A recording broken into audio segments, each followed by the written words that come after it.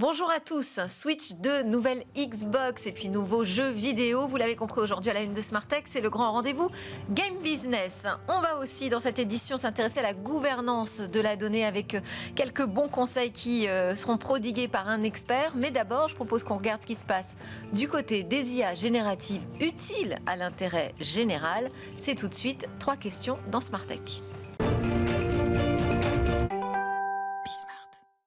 Son travail a été récompensé par de nombreux prix. Je suis très heureuse de recevoir Paul Duhan. Bonjour. Bonjour. Merci beaucoup d'être avec nous. Vous êtes le fondateur de Base Impact, qui est une ONG qui développe des solutions numériques dans des domaines d'intérêt général. On peut citer la santé, l'emploi, les services publics. L'idée étant de fournir des soins personnalisés aux personnes dans le besoin, et cela à grande échelle. Vous avez en 2024 lancé Case AI, donc une plateforme qui utilise l'intelligence artificielle générative pour assister justement les conseillers de tout type d'organismes d'intérêt général. Alors j'aimerais qu'on donne peut-être quelques exemples de déploiement déjà, afin qu'on comprenne vraiment l'utilisation de cette IA générative et les bénéfices qu'on peut en tirer aujourd'hui. Tout à fait. Donc on est parti d'un constat qui est que les professionnels de l'accompagnement social ont une charge de travail et une charge mentale qui est énorme, alors qu'ils font un travail qui est absolument important et qu'il faut soutenir. Parce qu'ils ont des dizaines, parfois des centaines de bénéficiaires, il y a des quantités de données, de tâches administratives, de ressources également à proposer, et donc ils sont parfois noyés sous cette information-là. Et donc Case AI aide ces professionnels de l'accompagnement en proposant des résumés, des actions à recommander, et ensuite faire automatiquement des rappels pour dire tiens, il faudrait peut-être relancer telle personne, il faudrait voir où est-ce que ça en est. Donc par exemple, Concrètement. Et donc très concrètement, on travaille par exemple avec des associations de protection de l'enfance, avec des assistantes sociales qui utilisent Case AI pour, par exemple, générer des rapports derrière qu'on va envoyer à l'administration, pour aller derrière aussi dire tiens, est-ce que ce serait bien d'aller voir où est-ce que ça en est avec l'approviseur, parce que cet enfant s'est plaint de harcèlement scolaire et ça fait 3 semaines, il faudrait voir où est-ce que ça en est, et si ça marche pas, tiens, la prochaine étape ce serait plutôt ça ou ça.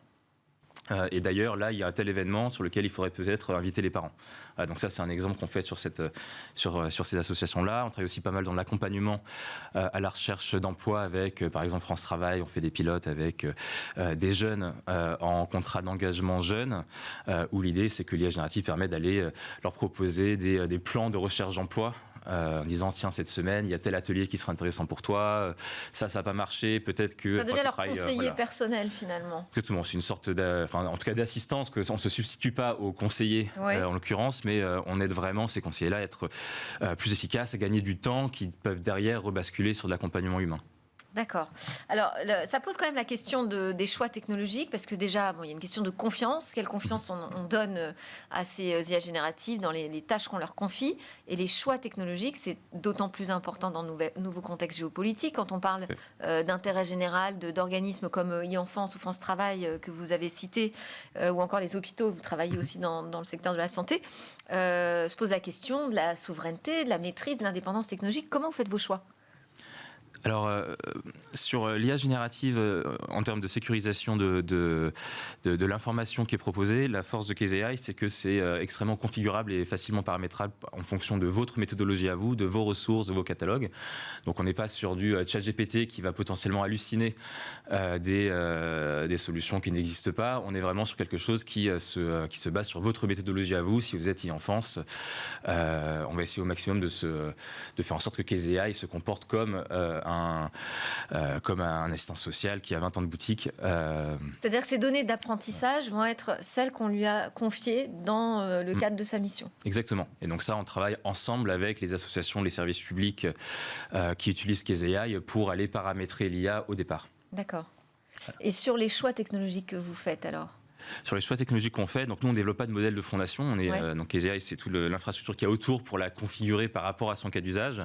Donc nous derrière on peut mettre l'IA générative, le moteur d'IA générative, que ce soit du Mistral, du Gemini ou autre, que celui qui est déjà utilisé par l'organisation lorsqu'elle en a. D'accord. Donc en fait, vous fournissez le service, c'est ça, autour de l'IA générative, autour du grand modèle. Exactement, parce que ces grands modèles, ils sont extrêmement puissants, ils le deviennent de plus en plus, mais c'est effectivement pas facile pour des organisations sociales de s'en emparer tout en s'assurant que c'est déployé de manière sécurisée, que l'IA dise pas n'importe quoi. Enfin voilà, il y a tout un tas de précautions à prendre qui sont pas justes. On va utiliser ChatGPT, Ouais. et ça, on le package tout dans un logiciel simple qui est Case AI. Et alors, en termes de budget, parce que bon, alors, il y a énormément, j'imagine, de demandes. On parle de 2,5 milliards de personnes qui ont recours à des programmes de protection sociale aujourd'hui dans le monde. Donc beaucoup de demandes, mais il y a en général peu de budget quand même dans ce domaine. Donc nous-mêmes, on est une ONG, on est financé en grande partie par la philanthropie. On a reçu un gros don de la fondation Google.org il y a quelques mois. Notre modèle économique, il est simple. Case AI, la technologie est disponible gratuitement. On va le mettre en open source prochainement. Et nous, comme beaucoup d'organisations dans l'open source, ce qu'on va derrière proposer en option, c'est des services de customisation, de support, de maintenance sur lequel derrière on peut rémunérer les équipes. Mais la solution en elle-même, l'idée c'est qu'elle soit le plus largement disponible et accessible, effectivement pour toutes les organisations qui font un travail formidable mais qui n'ont pas forcément un budget gigantesque. Oui, et donc effectivement, vous avez bénéficié là récemment d'une aide assez considérable de la part de Google.org GenAI, 2 millions de dollars et des crédits cloud en plus. C'est ça. Merci beaucoup, Paul Duhan. Donc, je rappelle, vous êtes le fondateur de Base Impact. Merci d'avoir été avec nous. Merci beaucoup.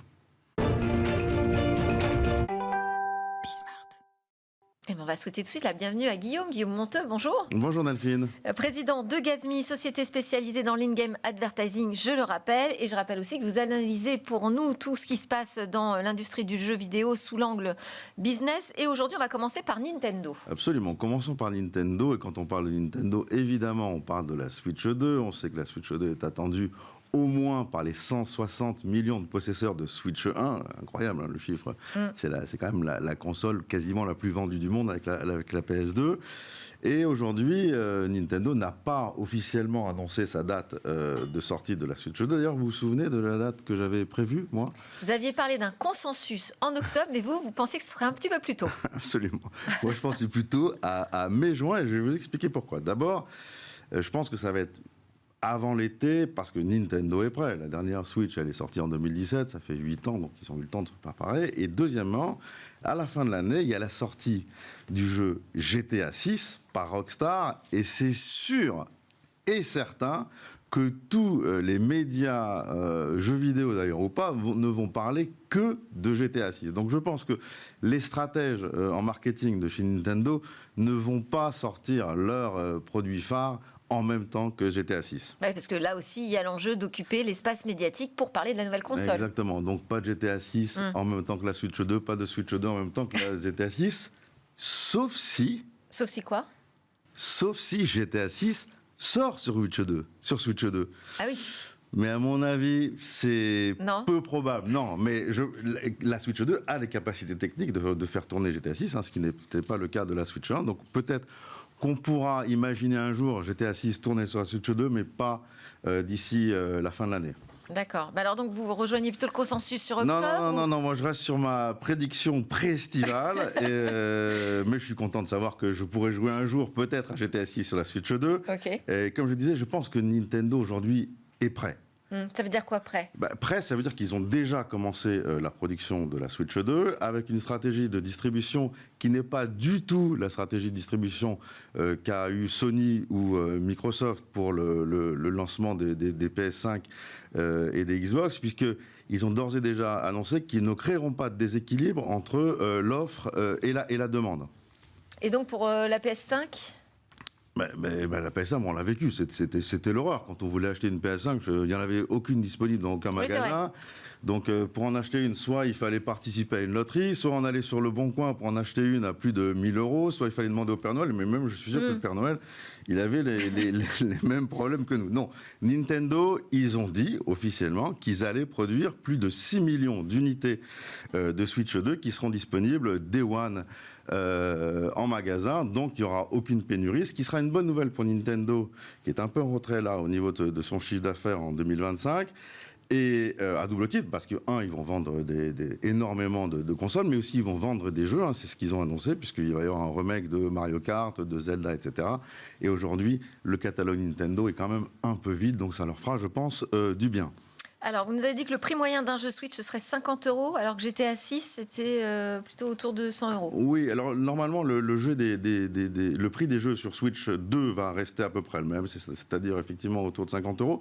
Sur GTA 6, effectivement, on a annoncé 100 €, mais c'est pas aberrant, si vous voulez, ça se justifie complètement. Déjà, on se souvient, GTA 5, en 2013, il était sorti à 80 €. Donc si on rapporte ces 80 € de 2013 avec l'inflation à un prix de 2025, ça fait plutôt 90, 92 €.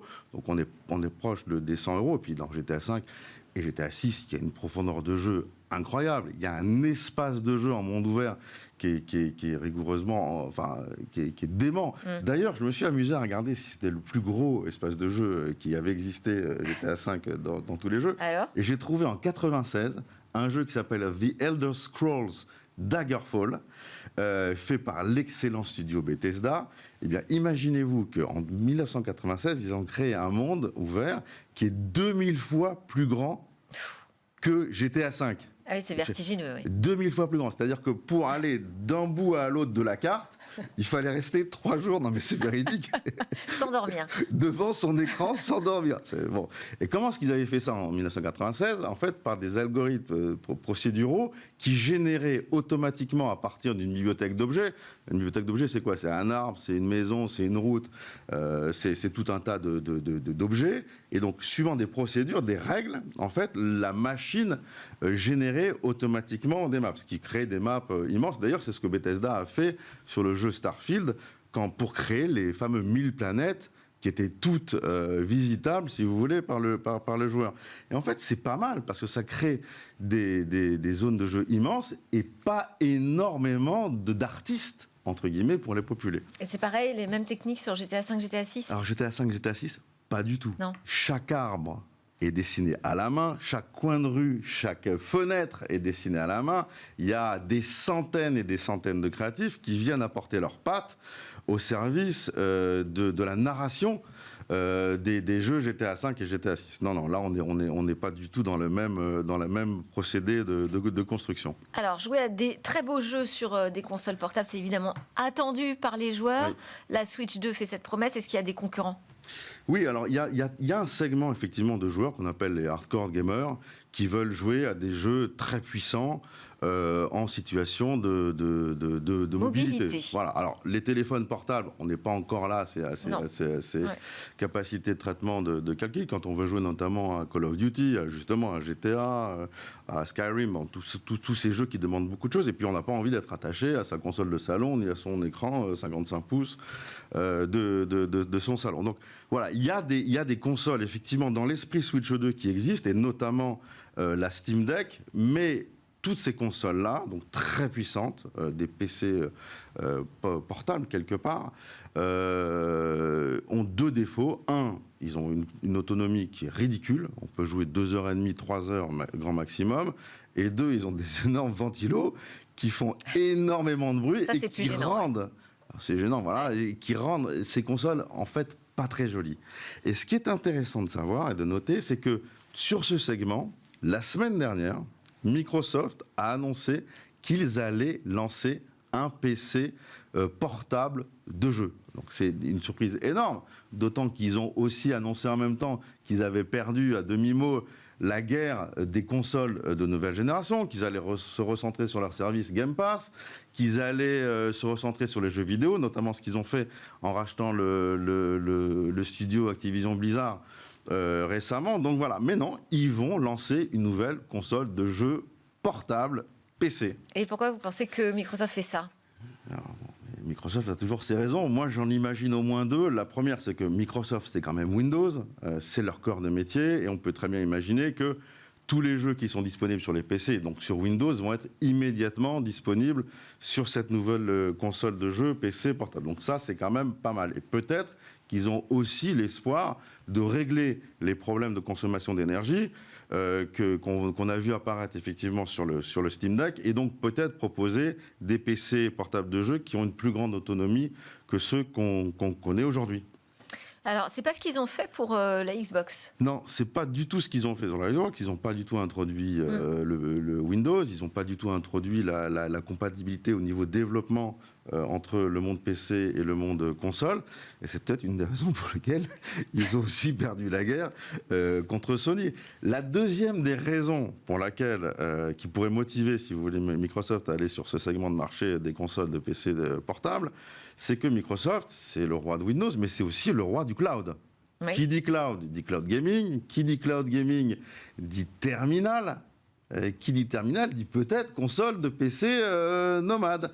Alors, en théorie, on n'a pas besoin de terminal particulier pour jouer en cloud gaming. Un simple terminal sans aucune capacité de traitement peut tout à fait convenir. Mais on peut peut-être imaginer, parce que ça a déjà été évoqué, et moi je l'avais aussi proposé à un certain nombre de sociétés dans le monde du cloud gaming, qu'on peut imaginer un cloud gaming hybride, c'est-à-dire dans lequel il y a certains traitements qui sont faits dans le cloud et certains en local. Voilà, on verra bien. En tout cas, Microsoft nous donne rendez-vous pour 2027. En attendant 2027, on va peut-être rester en 2025 ? Oui, oui, absolument. Alors, en 2025, je vous parle de quoi ? J'ai envie de vous parler de jeux vidéo. Oui. Je le fais quasiment comme jamais. par hasard. Non, mais vraiment de jeux. Ok, allons-y alors. Parce qu'il y en a deux vraiment qui m'ont fait quelque chose. Le premier, c'est Split Fiction. Qui est un jeu qui a été développé par Hazelight, qui est un studio de jeux fondé par le sulfureux Joseph Fares, qui fait des bras d'honneur, qui dit des choses incroyables à la gamer dans la communauté, édité par Electronic Arts. Et Split Fiction, c'est un jeu où on est obligé de jouer à plusieurs et en coopération. Et donc c'est vraiment sympa. On joue pas l'un contre l'autre, on joue pas l'un avec l'autre contre d'autres joueurs. C'est vraiment un nouveau type de jeu et je vous conseille de l'essayer. Il s'est vendu à 1 million d'exemplaires en 48 heures sur Steam. Voilà, ça vaut le coup. Et le deuxième jeu qui m'a aussi un peu titillé cette semaine, c'est la bande-annonce et le retour de Death Stranding, avec Death Stranding 2, le jeu fantastique créé par Hideo Kojima. Regardez la bande-annonce, Delphine, vous allez voir. Aussi. Ah oui. Ah bah ouais, là on est dans un univers artistique et narratif qui est assez exceptionnel. Bon allez, on revient sur le business avec une petite mise au point sur les chiffres là de l'industrie. Oui, alors je voulais revenir effectivement sur les chiffres de l'industrie parce qu'ils sont toujours intéressants et je voulais m'intéresser plus particulièrement à la valeur retournée aux actionnaires par les sociétés dans le monde des jeux vidéo. Et je voulais le faire en basant un petit peu ce que je vais dire sur le site Ludostric qui a très bien déjà entamé cette réflexion et très bien expliqué tout un tas de concepts que je vais rappeler là avec vous si vous le permettez. Allons-y tout de suite. Alors, la valeur retournée à un actionnaire, elle peut prendre deux formes. Le dividende et le rachat d'actions. Le dividende, c'est quoi ? C'est tout simplement une partie des bénéfices que fait la société qui est redistribuée aux actionnaires. Le rachat d'actions, c'est quoi ? C'est une société qui a la capacité de racheter des actions, de les annuler, et donc, comme elle annule des actions, chacune des actions qui restent vaut forcément un peu plus cher. Donc, c'est deux mécanismes, j'ai envie de dire, assez simples pour redonner de la valeur aux actionnaires. Alors je ne vais pas vous dire, il y a une espèce de palmarès de sociétés dans le monde du jeu vidéo qui redonne de la valeur à ces actionnaires. Alors je vais d'ores et déjà éliminer toutes celles dont l'activité principale, c'est pas le jeu vidéo. Donc je ne vais pas parler de Microsoft, je ne vais pas parler de Sony, je ne vais pas parler de Tencent, parce qu'évidemment, ce sera trop loin de notre propos. Je ne vais pas non plus parler de toutes les sociétés qui ne sont pas cotées, parce que quand une société n'est pas cotée, on ne sait pas quelle est la réelle valeur qui est retournée aux actionnaires, mais il en reste quand même pas mal des sociétés cotées sur lesquelles on peut travailler. Notamment, il y a 64 qui ont été listées par Ludostric, sur lesquelles on peut mesurer la valeur qu'ils ont retournée à leurs actionnaires. Donc des entreprises qui font des bénéfices. Forcément, si on veut retourner de la valeur actionnelle, il faut faire ses bénéfices. Donc, on ne va pas parler de Microsoft, Sony, Tencent, etc. Mais on ne va pas non plus parler des Ubisoft, Take-Two, Roblox, Unity, Embracer, bref, toutes ces entreprises qui, l'année dernière, n'ont pas fait de bénéfices. Alors d'après vous, qui J'allais vous poser la question, Guillaume. Vous commencez à la connaître quand même parfaitement, cette industrie. Nintendo. Voilà, Nintendo, c'est le roi incontesté du bénéfice rendu à ses actionnaires. Ils ont distribué 1,5 milliard de bénéfices l'année dernière, dans leur dernier exercice. Ça représente à peu près 50%, si vous voulez, du bénéfice global qui a été redistribué en valeur aux actionnaires. La seconde société, plus grosse société à retourner de la valeur, c'est Electronic Arts, qui pour le coup a redistribué 100% de ses bénéfices en valeur. Alors ce qui est intéressant de noter, c'est que quand on redistribue de la valeur à ses actionnaires, c'est évidemment autant d'argent qui ne peut pas être mis dans les projets. Bon.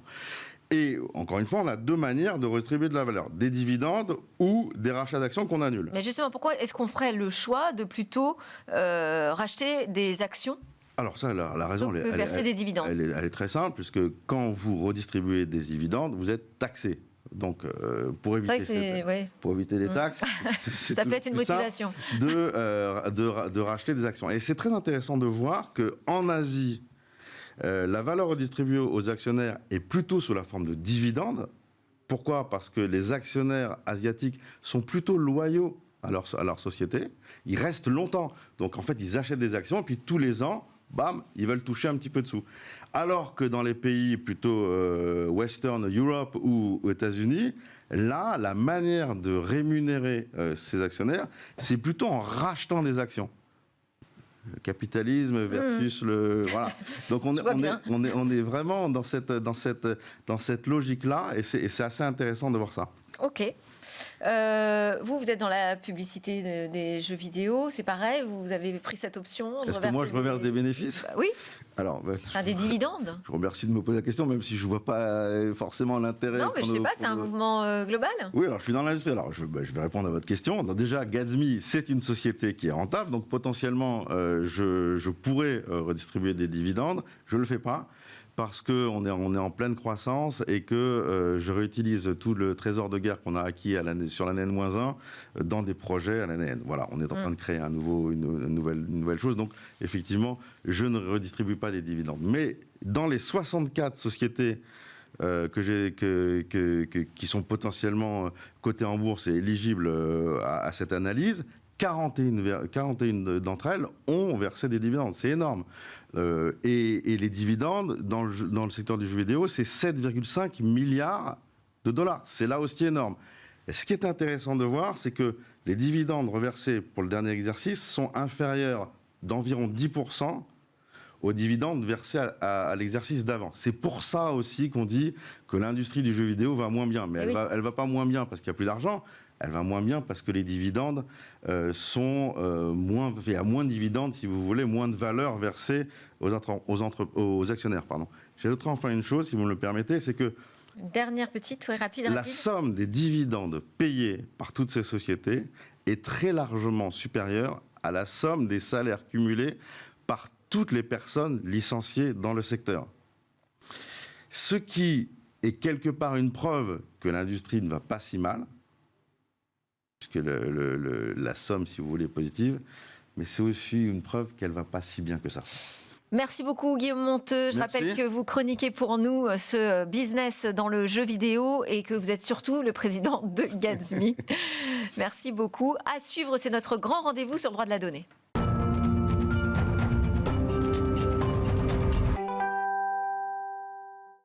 Je suis en compagnie de David Bessot. Bonjour. Vous êtes membre du Cercle de la Donnée, consultant également. Et aujourd'hui, vous allez nous rappeler quelques principes simples, j'espère, en tout cas importants, autour de la gouvernance de la donnée pour réussir cette entrée dans l'IA.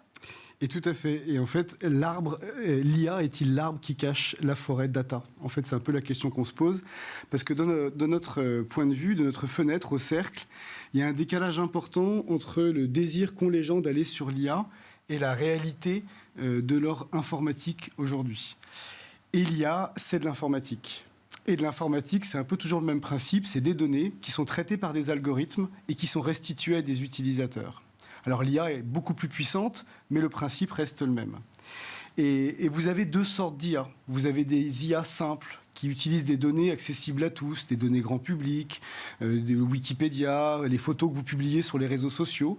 Et puis, il y a des IA beaucoup plus complexes qui vont nécessiter d'utiliser des données au sein de votre entreprise. Les données que vous avez et puis des données que vous n'avez pas, celles que vous aimeriez bien avoir, celles qui sont dans vos téléphones, dans vos gestions documentaires, dans vos Teams.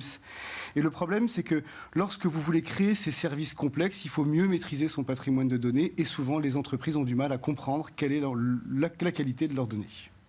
Alors donc, vous êtes en train de nous dire qu'avant de se lancer tout feu tout flamme dans l'IA, il faut d'abord s'intéresser à la donnée, faire une petite pause, quoi.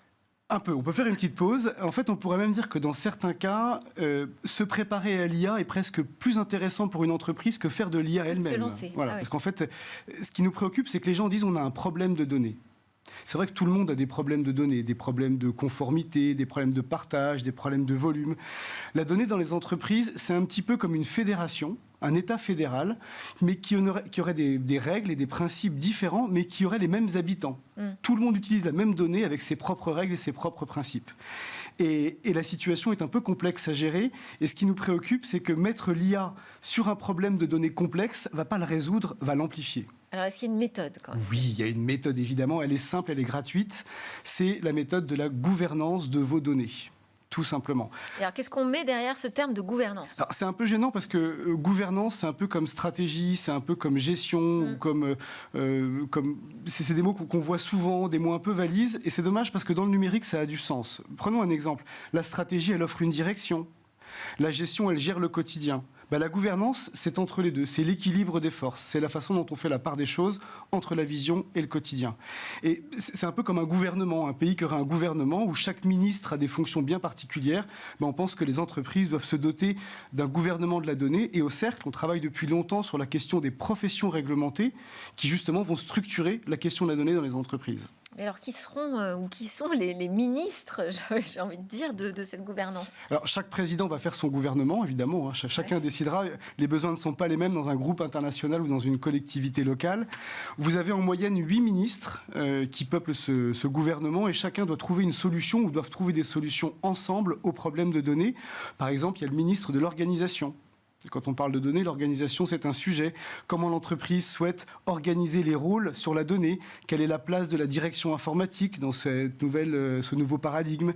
Qui est responsable des données ?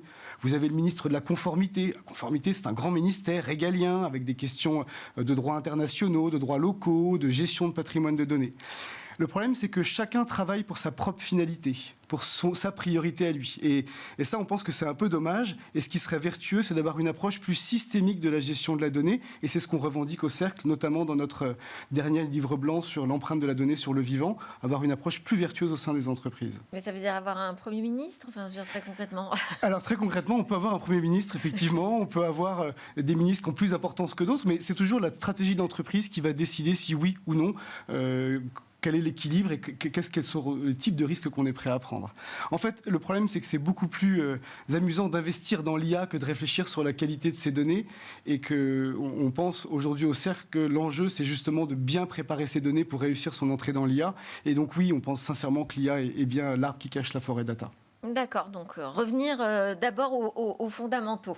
Exactement. Avant de se lancer dans des grands projets. Merci beaucoup David Bessot. Je rappelle que vous êtes consultant, membre du Cercle de la Donnée. Merci pour vos éclairages. Et puis merci à tous de nous suivre sur la chaîne Be Smart for Change. C'était Smart Tech, votre émission qui réfléchit au numérique, à la tech, à la donnée aussi, évidemment. On vous dit à très vite. Bonne journée à tous.